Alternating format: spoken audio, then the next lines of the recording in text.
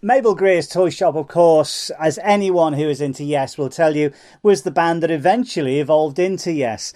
Now, in 2014, two founder members of Mabel Greer's Toy Shop, Robert Hagger and Clive Bayley, decided to get together and maybe sort of restart the engine, so to speak, or maybe open up for business would be a better expression. And I'm talking to Clive Bayley now. Clive, good to speak to you. Hi, good to speak to you. I've spoken to Robert, and he said that probably the thing that got you two guys back together was a very sad occasion when Peter Banks died.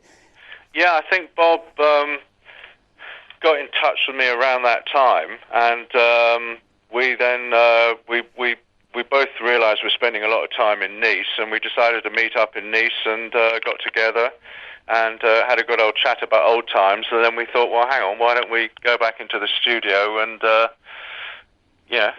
get going again? So that's what happened.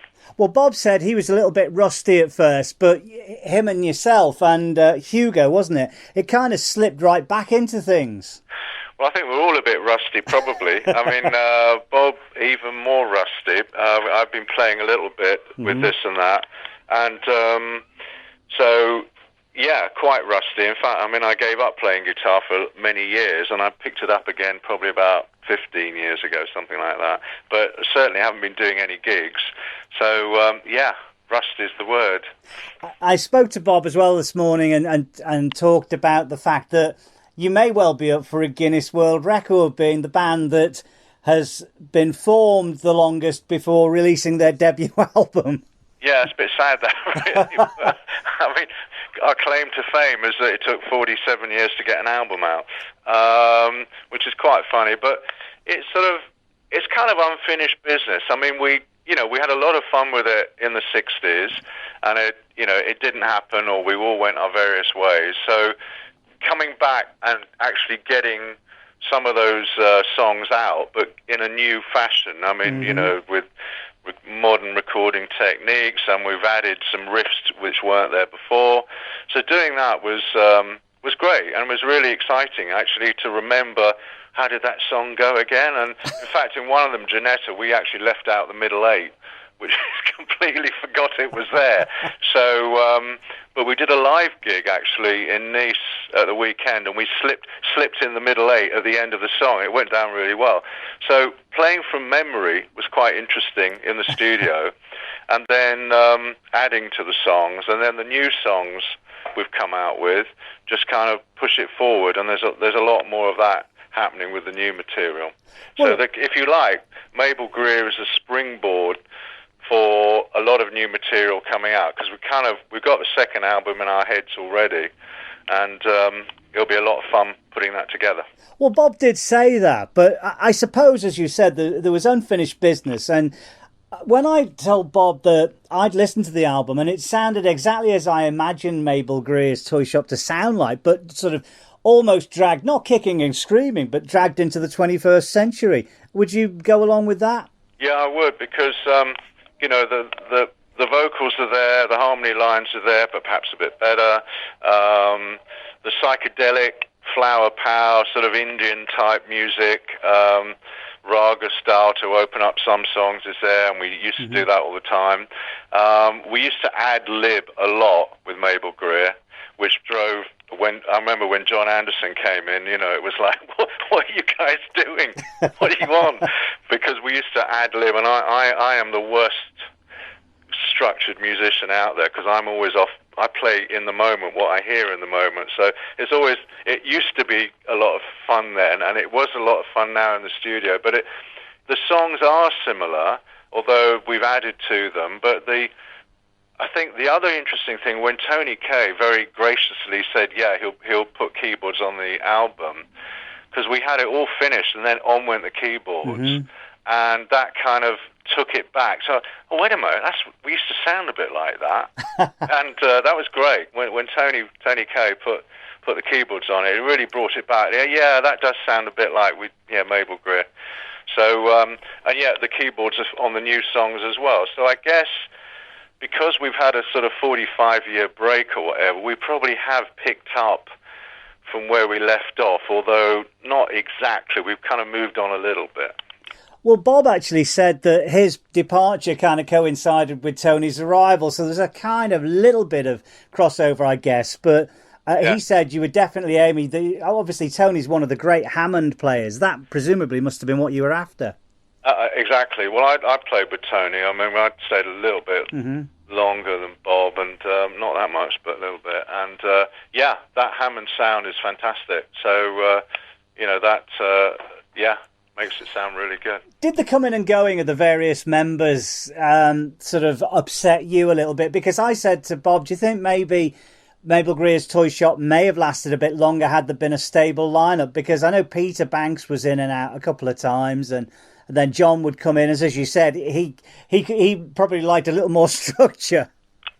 Yeah, well, John would have liked more structure. I mean, I like John. It was good. He was really focused and he knew what he wanted, but he was definitely pushing it more into a more popular vein. And he probably, struggled. I mean, Chris, as Chris said, Clive's guitar playing wasn't that good, but he was a great ideas man. Yeah. So, yeah, because I am Mr. Ad Lib. I do try and play what I feel in the moment, and I used to play a bit of Persian classical music, and that kind of got me back to guitar, but even that is playing what you feel in the moment. So I was probably a nightmare to work with when John came in the band. It's probably, oh my God, what's he doing? So, but it's all good fun. Yeah. Do you know what, though? You having said that, you remind me so much of Peter, because he was very similar. You and Peter obviously cut from a similar cloth, because I think one of the reasons, as he said at the time, he said, I like to play things live differently. He said, record, fine. Playing live, that was different. I played what I thought was right at the time. And he said that used to drive John up the wall. So obviously you and Peter had obviously something going on there. Well, probably that's why one of us had to go. I mean, I left because I decided to leave. But yeah, Peter's a great guitarist and a better guitarist than me at the time. I think I've improved a bit, but he was really good, and he would play, I think, differently in the moment as well. But that's that's quite an interesting thought, actually. Yeah. How close to being Yes were the band when you left? Were they actually Yes, or had you left and then they changed the name? No, I think it was right on the cusp. So, I mean, we did the Lucky Horseshoe sessions where we were practicing at Lucky Horseshoe in Soho, Covent Garden, and it was right on the cusp, so a lot of the first album, I mean, I've got a couple of numbers on that, which were Mabel Greer's numbers. Yeah. But a few of the riffs were Mabel Greer as well. So there was a bit, but then it was right on the cusp, and actually, the actual dates and everything, I can't remember, but I think it had just turned into Yes, and then I left. Yeah, because I think on the website there's a picture of you where it says you're playing with Yes, so I'm maybe 1 or 2 gigs, I suppose. I think it was 1 or 2 gigs, but it wasn't many. Okay. Although the practice sessions, the Lucky Horseshoe, was intense. And we also practiced in a place in Shepherd's Bush, too, some warehouse somewhere. So we were sort of rehearsing. The big question then, in light of what Yes went on to be, even allowing for the fact that the first 2 albums didn't sell as well as the subsequent albums, do you ever regret leaving the band, or did you think, no, I think I'd gone as far here as I could? I think I was more into the psychedelic, really do some wacky music and more into that. And I think John wanted to take it more into a bit more, not mainstream, but a little bit more structured. So I think that would probably, I thought, well, am I really enjoying this? And, I think I had a nightclub opening at the time as well, as you do when you're 17. Yeah. And there was a lot of business things happening. And, I thought, I don't think it's not as progressive, not as psychedelic as, and it was a really hard decision actually, but I did leave. And I knew Yes were going to be really big. I knew it was going to be big. So I was really pleased, I would have liked to have played the Albert Hall, but hey ho, maybe we can do that next year. Hopefully. But I was really pleased when they made it. It was great, and it gave me a kick when I heard it. I thought, well, that's fantastic. I missed the music though. The hard bit about giving up was I miss playing the music. I miss sitting around playing with them. But hey-ho, you know. I think, though, if you look at the set list that Mabel Greer were playing at the time, and then you look at the first 6 months of Yes, there wasn't that much difference in the set list. I mean, Yes were pretty much doing what Mabel Greer would do, and I take it, taking these cover versions and sort of moulding them to their own style, which it looks to me that was what Mabel Greer's Toy Shop were doing. Mabel Greer was more the psychedelic. I mean, John Anderson was, why, let's do 8 Miles High, let's do America, let's do Carpet Man. That was John. That was John's influence, and Chris to an extent. And Bob and I, with Mabel, was more like, let's have a 20-minute, bit like the Pink Floyd at the time, let's have a 20-minute freak out, and, play, and God knows what we're going to play. I've got no idea. And in fact, with the new Mabel Greer, if I say that, with the new Mabel Greer, we're going to do that. When we play live, one number every night. We'll make it up in the moment. Just make it up and see what happens. And it might, you know, if anyone's still left after 10 minutes, we'll know it was okay. And if everyone walks out, we maybe shouldn't do it. But I think that would be fun, you know, in a set, just like audience participation maybe, or the feel of what's going on, and just make a number up and play it. Do you know, one of the things that I find really sad about this, it's great that you guys are back and there's an album, and that, just what you're saying now just makes me think, you know what, Pete Banks would have loved that. Yeah, no, he would have liked it, yeah. He would have done the splits on stage. Well, he said to me once, he said, when we were talking about a Yes song, which was...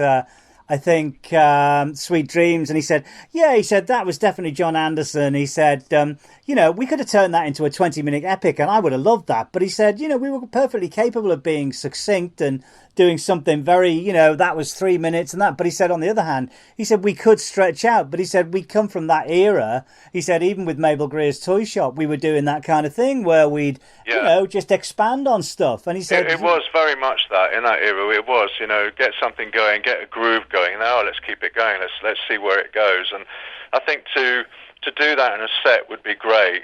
Not all the songs, because you know things have moved on, but it's good to. It's progressive. You know, the clue's in the name, progressive. It means you're going to try a progression of music. So I think to have that flexibility where you've got a structure, but you can say, you know what, that's really working. We know a middle eight's coming up, or the end of the song's coming up. We're going to ignore that. Let's carry on. I think that's great. No, I agree. I think it's wonderful. And of course, on an album, you just can't do that. Maybe a little bit you can now with CD, but in those days, you were limited to time on each side of a vinyl album. But I think live and album is totally different anyway. And I think that's what I like about progressive bands. You can get something on an album that's maybe 8 minutes long and end up like 15, 20 minutes in a live performance. Yeah. Well, we've got on the album that song Oceans. We actually made that up in the moment in the studio. Really? Non-rehearse. Okay. I didn't know what chords I was going to play. I just about knew what key it might be in, but even that changes. And it was just on the spot. And luckily we kept the... we were jamming, but we recorded it. I didn't know we were recording it, but Alex... pressed go and we recorded it, and then we added a little bit to it later, just a little couple of bits of keyboards, but it sounded great because it's totally made up in the moment. And that's I think that's the ninth song of the album. It turns into something. We tacked another song onto the end of it and turned it into Singing to Your Heart. But that was a sort of made up in the moment, freewheeling, let's see what happens. And it was great because we were really melding together, you know. We all kind of intuitively knew where it was going without knowing where it was going, and it really worked. So it can be done. I mean, you can't prearrange it and say, we are going to do this that easily. It kind of happens or not. So sometimes it works, sometimes it doesn't. Well, you kind of sort of broached the next question I was going to ask you, because obviously Oceans was made up in the studio. What about the other new songs that you've done? Because obviously there's 11 tracks on the album, 6 are older songs, and there's 5 new ones. Did you have the material, or did you make the decision to make an album and then write the material? I've been playing a bit of acoustic guitar, and the melody lines are very much sort of acoustic, singing along. on most of them, apart from New Way of Life, which, again, we were just in the studio. This is when we rehearsed down in Nice, when I first got together with Bob after 45 years. And we said, well, what are we going to play then? Well, we've got to do the old Mabel songs. All right, let's do those. And I said, well, why don't we do something like this? And I just made it up. Right. And that's New Way of Life. That's the sort of title track. And it just worked. So then we thought, yeah, that works. So then, obviously, I thought, well, I better write some lyrics that are kind of appropriate rather than just going la, la, la. And so we got that. So that one was in the moment. Singing to Your Heart was about 3-4 years old. I'd written that a while ago. And the others two were written sort of, a couple of years back, on and off, that sort of thing. So, yeah, we knew on those other new ones, apart from New Way of Life, they were very much, had the melody lines there. Bob said you'd done some recording in France, and he said listening back to it sounded great. And I said, you do realise, of course, in the digital age, this will probably come out at some point. How are you with that? And he said, well, I'm pretty good. He said, because I really liked it. How do you feel about that? Maybe these early sessions coming out or being heard?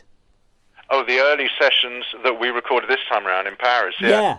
The record company, there was talk of why don't we release the Paris tapes, because what we did, we recorded it in Paris, we kind of engineered it, then we redid it.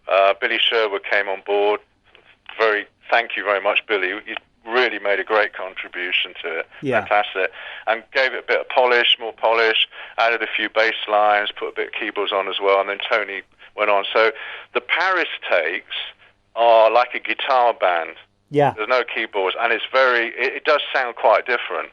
So we've got the same numbers, same songs, but more guitar-y. And, unless people are bored listening to it by then. Oh, I don't. Yeah. I mean, I think the album's great. I'm obviously a little biased because I'm a huge fan of Yes right the way through their career. Really like the early stuff, and this is a really nice album, and it kind of not only fits a nice little sort of part of the jigsaw, but also is a nice pointer to where potentially you guys could go. Right. Well, that's good. Yeah. Well, let's hope. It'll be interesting to see where we go.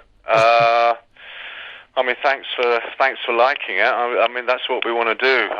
It'd be nice to get the other songs I've got in my head out and give them a bit of treatment. Will it be prog rock? Will it be part prog rock? What will it be? I don't know. Well, it will be, to be honest with you, Clive, whatever it will be, and I imagine whatever it will be Mabel Greer's Toy Shop. Oh, that's a good line. I like that one. Now, listen, let's turn it round to the live side of things. You did a gig recently, you said, yeah? Yeah. What is the situation with regards like? Because obviously Tony and Billy are based in America. Yeah. So the gig we did in Nice last week was a very small club called the Jam, which is a cute little place in Nice, and we were rehearsing there all week, and we just did a couple of gigs on the Thursday and Friday. So we didn't have keyboards. We had Hugo, we had Alex on guitar, me on guitar. My daughter did some singing on it. She turned up, and Bob on drums. But it went down really well. That sounded more like the Paris takes, the original one, because we had no keyboard. So that went well. But our plan is to do some showcase gigs, start in London. We don't know when, May, April, June, something like that. Be great to do a couple of festivals, small ones, whatever we can get. We'll take anything for the minute. And then the question is, will Billy and Tony come over? They may do, they may not, or maybe we do a gig in LA or something, in which case it'll be a lot easier. So we're kind of looking at that now. And I think if we're in America, we'll certainly ask Billy to, play and Tony to play. And if we're in London, maybe the first gig in London, they won't be on it. But we don't know. But it'll be the same songs. Bob suggested that the next album could possibly be done in LA, which might be a super way of getting all sort of five of you together. And again, will probably spark off more ideas. Well, I'd love to do that. I mean, Billy's given the invitation. Let's record the next album in his studio. Mm-hmm. So yeah, I mean, it could well be. I think probably I'll create it. Like, how should the songs roughly be? But if we can go to LA and work with Billy there, and if Tony can join in, that would be brilliant. And I'd love to do that. So let's hope that happens. I think it's safe to say, and I am hoping then, that we don't have to wait 47 years for the second album. That would be intriguing. Well, that would make me 100 and something. Well, I quite like that idea. No, I've got the second album.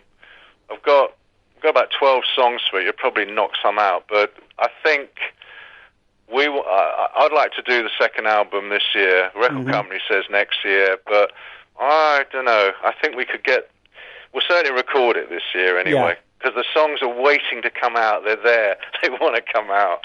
So, yeah. Well, Clive, I can't wait, and I know there's a lot of other people in the same position as me, so good luck with that. And it's great to talk to you today. Well, thank you very much. Thanks for your interest in Mabel. Thank you very much. Great to talk to you. I'm Jon Kirkman. Join me each weekday evening from 7 for the evening show here on 106.1 Real XS, where we'll have From the Vault. Yes, I'll be delving down into the cellars here at Real XS and picking out some classic tracks that you don't hear very often on the radio. Join me each weekday evening from 7 on 106.1 Real XS.